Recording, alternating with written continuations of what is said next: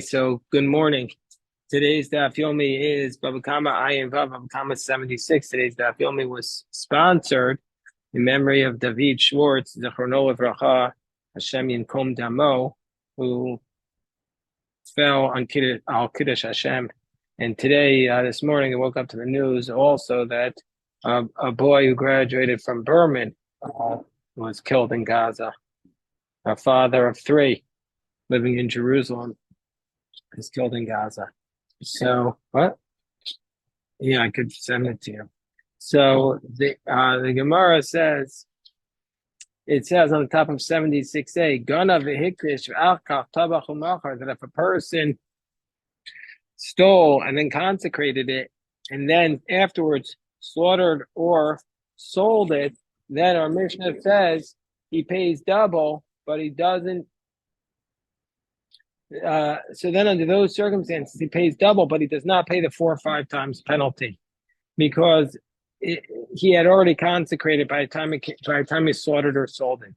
So the Gemara explains on top of 76a, Amri Bishlama Tvicha Lo Mechayev. It makes sense that he's not responsible to pay the 5 times penalty.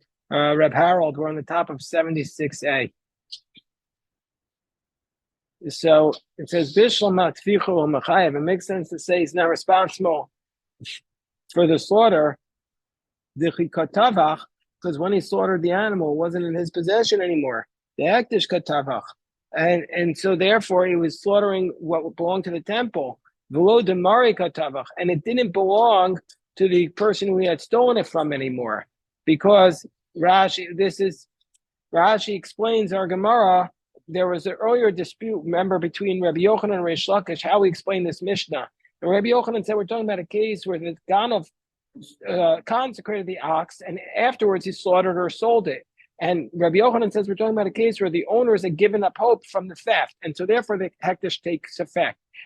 So most opinions follow, almost everyone who interprets this Gemara says our Gemara now is finding the position of Rabbi Yochanan, whereas Reish Lakish says that it follows the position of, whereas Rabbi Lakish says that Rabbi Lakish takes a different approach. We're talking about a case where there was prior to Yeush, and so therefore he's responsible for the slaughter. But we're going to put aside Rabbi Lakish's position. We'll say that here we're following Rabbi Yochanan, that this was after the owner gave up hope, and that's why you're not going to be responsible. And so that's what Rashi says here. Because if it was before Yeush, it wouldn't have taken effect. And so since Yeush was Konet, therefore he's no longer owned by the person whom he slaughters it. So therefore you're not responsible for the slaughter. So the Gemara says, Ella, what we're referring to is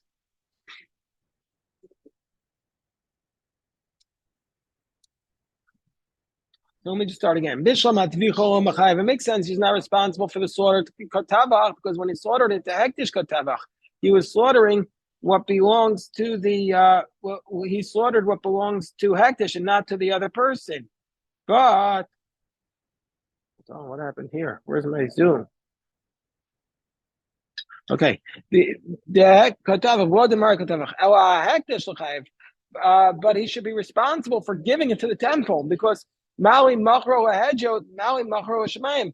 Because what does it matter if he sells it to the? Because what does it matter if he sells it to the Hedjo, or what does it matter if he sells it to the Shemayim? What does it matter if he gives it to the temple or if he gives it to the heaven? The Gemara says no. Our money. Who is this? Our Mishnah that says that you're not responsible when you for giving it to the temple. You're not responsible for quote unquote selling the temple.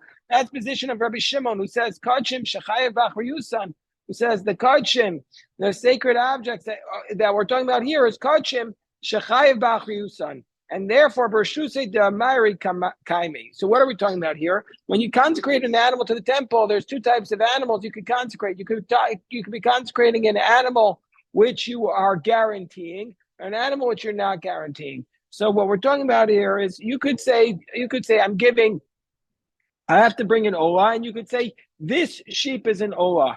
And so therefore, if that sheep is somehow killed, you're not guaranteeing that sheep. But if you say I'm bringing an olah and I'm bringing a sheep as an olah, and then you separate a sheep with the intent to bring it as an olah, then you're not guaranteeing that specific sheep. So that's called a sheep that you're guaranteeing, because if that's the loss, you're going to have to replace it. And so therefore, so Rabbi Shimon's in the position that kachim shachayv b'achriyus, and since you're guaranteeing the value of that sheep, it's still going to be considered in your possession. And so therefore, it's not like you sold it to the temple. Yeah, you had a question, Harold? So the Gemara says it can't be. Hamid is safe for Rabbi Shimon, but the next clause in the Mishnah cites Rabbi Shimon. Remember the next clause in the Mishnah cites Rabbi Shimon. And Rabbi Shimon there says, that proves that Reisha is love Rabbi Shimon. That proves that this first clause cannot be the position of Rabbi Shimon. So here, what are we talking about? What we're talking about here is Bikachim Kalam. Here, what we're talking about here is by Kachim Kalam. What's Kachim Kalam? So Kachim Kalam, there are different types of sacrifice. There are certain sacrifices that can only be eaten by Kohen, male Kohanim in the temple. That's called Kachim, like a Chatos and Ashem. And an Olah is also Kachim. It can't be eaten at all. But then there's Kachim Kalam, which is a lesser sacrifice. Lesser holy, like a shlomim. So a shlomim is considered to be so much so that it's yours, according to Rabbi Yossi Aglili, that you're even allowed to betroth a woman with your kachim kalim. So therefore, what we're talking about here is what we're talking about here is kachim kalim. You still own it, even though you consecrate to the temple. You consecrate to be a shlomim, and so therefore it's mamon balmu, according to Rabbi Yossi Aglili. It's still your owner, or bershusa kaimi, and so therefore it's considered yours. So you didn't sell to the temple. So the Gemara says, well, if that's the case of a kachim mai, what would be the case with kachim, with the holiest sacrifices? The Gemara would say, indeed, tashumei dalad v'chamisha. That if you consecrated something to the temple to be like a chatos or an olah, indeed, you'd have to pay 4 or 5 times the amount, because what we're saying is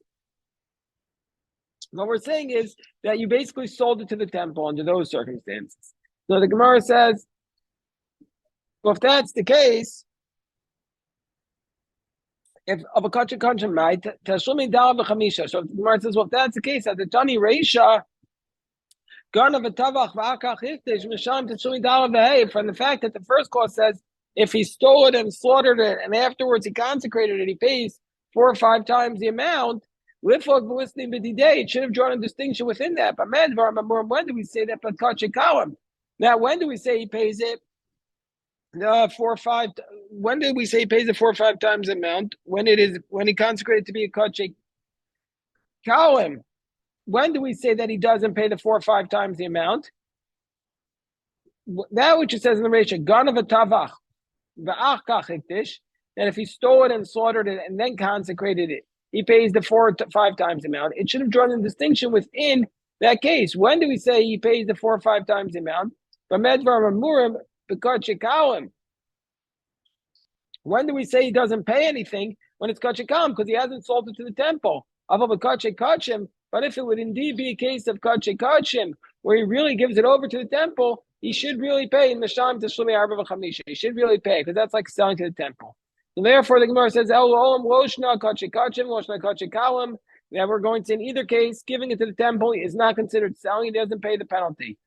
And Udakashilach, and now what you asked the question, Mali Machro Lahedja, Mali Machro Shemaim. What's the difference who you sell it to? Do you sell it to the temple or you sell it to another person? It's considered selling. So why, if you give it to the temple, are you not liable to pay the 5 times penalty? So the Gemara explains,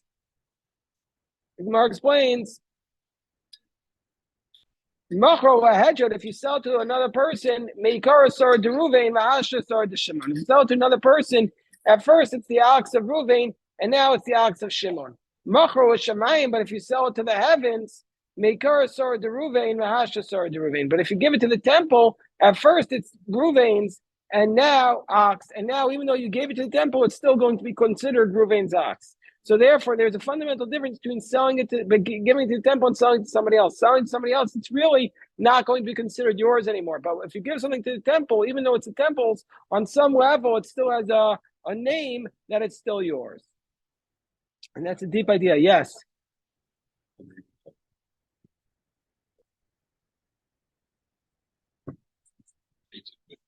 What?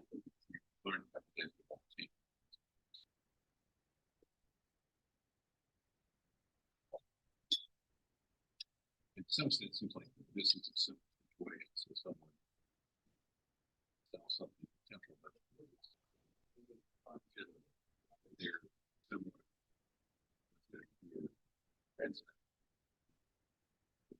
No, well, that's what we talked about here. Is that Rabbi Yochanan says that we're talking about the case here is the original owner has already given up hope according to Rabbi Yochanan, so it's not his anymore. So therefore, he's able to give it over to the temple. There are two things that you can't give to the temple. One is if it would be still the original owners, you wouldn't be able to give it over to the temple. The two things that are prohibited to give it to the temple is if it was exchanged for a harlot or exchanged for a dog. That's what the Torah says. Or if it's stolen, but you haven't acquired it yet. But if once a person you stole from gave it up, you've acquired it. How do you know? That's what the Gemara discusses. How do you know if they've given up hope? We had that discussion back on 63b. We have 68b. We had that discussion.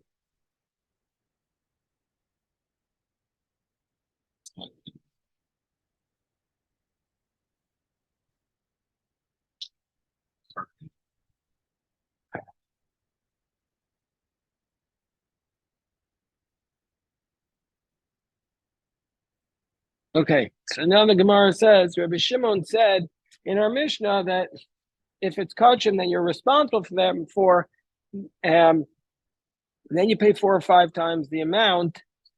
If Rabbi Shimon said in our Mishnah on 74b, Rabbi Shimon said, kachim shechayev b'achriyusam, if it's kachim that you're responsible for, you pay the 4 or 5 time penalty. That's what Rabbi Shimon said.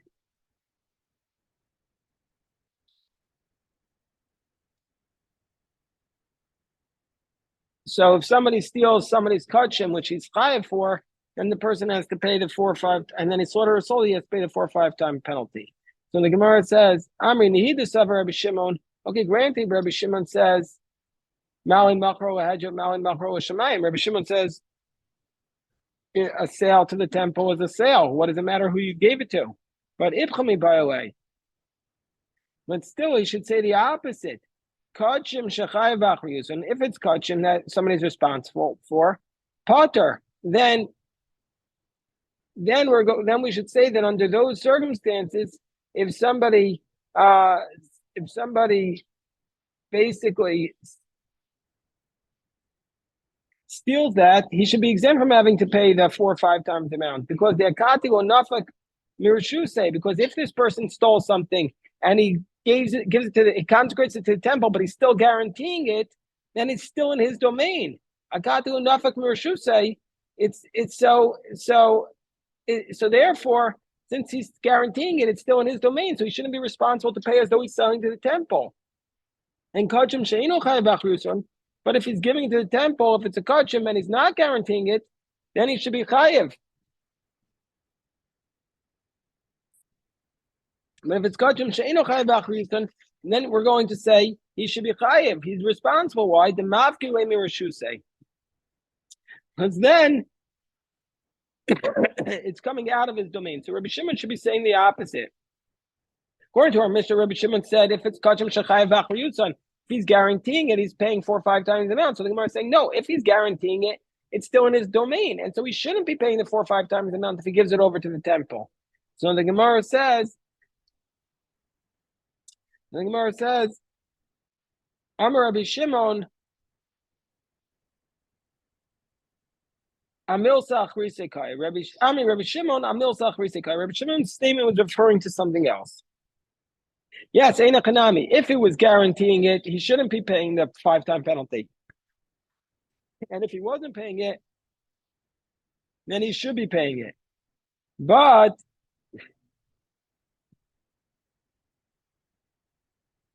Rabbi Shimon's statement was referring to something else.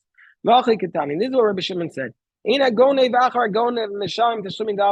a person steals it from somebody else, he doesn't pay the penalty of 4 or 5 times the amount. And so too, somebody who steals hektish from somebody else's house, from Beis Balam, he's potter. If you steal a hektish from somebody else's house, you're going to be exempt. Why? When only base hektish, because the verse says if you steal it from a person, but not if you steal it from hektish. So if a person's keeping a hektish sheep in his house and you steal it, you're exempt you're exempt. Whereas Rabbi Shimon says, no. And if the person was responsible for it, then you're chayiv, then you pay the penalty. My time, Karina because since the person was guaranteeing the kachim, we view it as though you stole from his house. But if he's not responsible for it, you're potter. Then you'll be exempt. The low Karina Bay, the Gonim Beisesh, because we don't consider it as though you're stealing it from the person. The Gemara says, well, Milchti Shamina or Rabbi Shimon, Amar Shlita Sheinu Ruya Lo Shmat Shlita. The Gemara says, well, since we see that according to Rabbi Shimon, we have another principle, and we're going to get this. We saw this on 71a. He says that if it's a slaughter that's not a valid slaughter, it's not going to be considered a slaughter. Meaning, if you slaughter the animal and it's an invalid slaughter, it's not a valid slaughter. Shlita she'einu ru'uya lo shmei shlita. That's Rabbi Shimon's position. So therefore, kachim nami shlita she'einu ru'uyahi. So this kachim, which you steal, this kachim, which you steal, which he says that you have to pay the 5 times the amount if he's guaranteeing it, and then you slaughter it, why should you be responsible for the penalty? It's a shlita she'einu ru'uya, because the kachim has to be slaughtered inside the temple. So that's the question that they ask on Rabbi Shimon. So why does Rabbi Shimon say that if you slaughter kachim that you're chayav b'achriyusam, you're responsible to pay? So the Gemara gives a few answers. Ki asur Rav Dimi, where Rav Dimi came, or in the bottom of Ayin Bava Kamma, 5 points in the bottom, when Rav Dimi came, he said in the name of Rav Yochanan, what we're talking about here is b'shochet tamimim mibifnim l'shem ba'alim. So no, you slaughtered the animal, you took it into the temple, and you slaughtered it for the purpose of them. So therefore, they still own it. Reuven steals Shimon's sheep. Shimon designated this for an oah, and he goes in there and he slaughters it for whatever Shimon wanted. So that's what he did. So the Gemara says, well, if that's the case, why is he stealing? You did exactly what he wanted. What exactly have you stolen? So Amar Rav Yitzchak bar Avin shenishbach adam, because he didn't get to sprinkle the blood. He slaughtered it for that purpose. It was a valid slaughter, but before he could sprinkle the blood, it fell, and so he didn't carry it out properly. Kiyasa Ravin Amar Rabbi Yochanan. When Ravin came, he brought a different answer in the name of Rabbi Yochanan. It was a valid slaughter because you slaughtered inside below Hashem Ba'alim, but you didn't do it for the owner.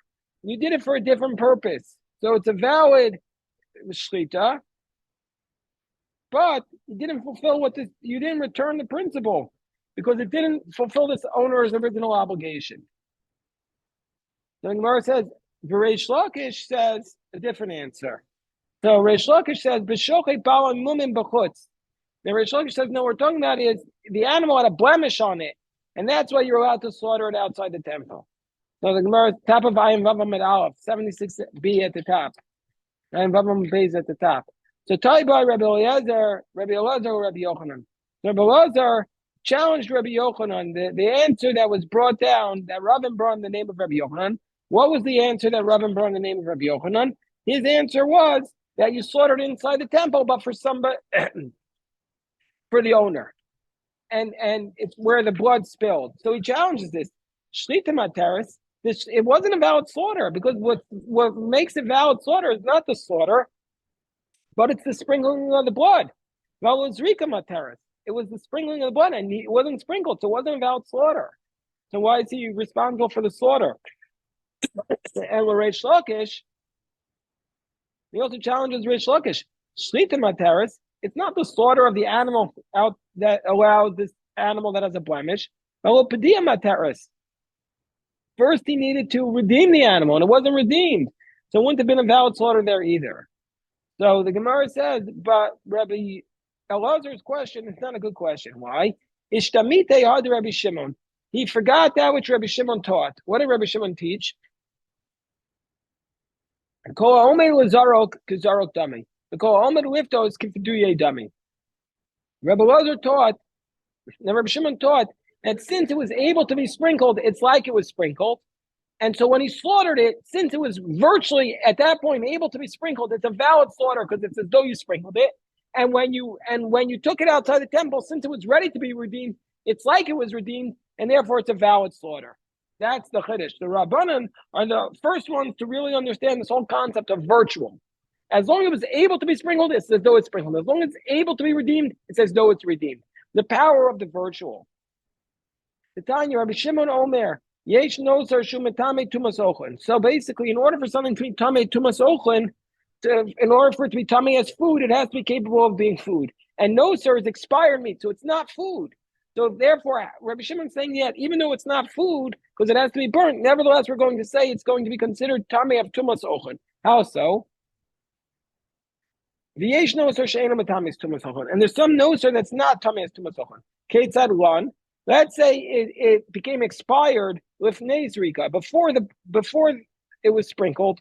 If it expired before it was capable of being sprinkled, then we're going to say, since it was never able. So let's say it became prohibited before the blood was sprinkled on the altar, then it's going to be prohibited to have anah because and it's not tummy as food. But if it became expired after the blood was sprinkled, then we're going to say it's considered to be food. So once the blood was sprinkled, it was permitted to be eaten, and then it was considered to be as food for a moment. And even though afterwards it became prohibited as expired, that name of food remains on it. And then we establish what does it mean before the sprinkling? Before it was capable of being sprinkled, meaning to say before you had the ability. Then we're going to say it's not tumas ochlin. And what does it mean achar zrika? After it had the possibility of sprinkled, even though it wasn't sprinkled. So Gemara says, what does it mean? Kodem l'nira zrika. Let's say it was slaughtered right next to nightfall, so you didn't have time to sprinkle it. That's before it was capable of being sprinkled. Then it's not considered food. But after it's capable of being sprinkled, then there was time during the day to sprinkle it. Then it is metame tumasol, and then it's food. We see from here, anything that's capable of being sprinkled, it's as though it was sprinkled. And so therefore, so too in our case, since it was capable, if it was slaughtered in the temple, even though it had not yet been sprinkled, even though the blood had not yet been sprinkled, it was a valid slaughter. And so therefore, that's the answer to the question that's the question. The principle is returned to the owner because since it was capable of sprinkled, you returned it to the person, and so therefore it's a valid. What did you actually steal from him? So,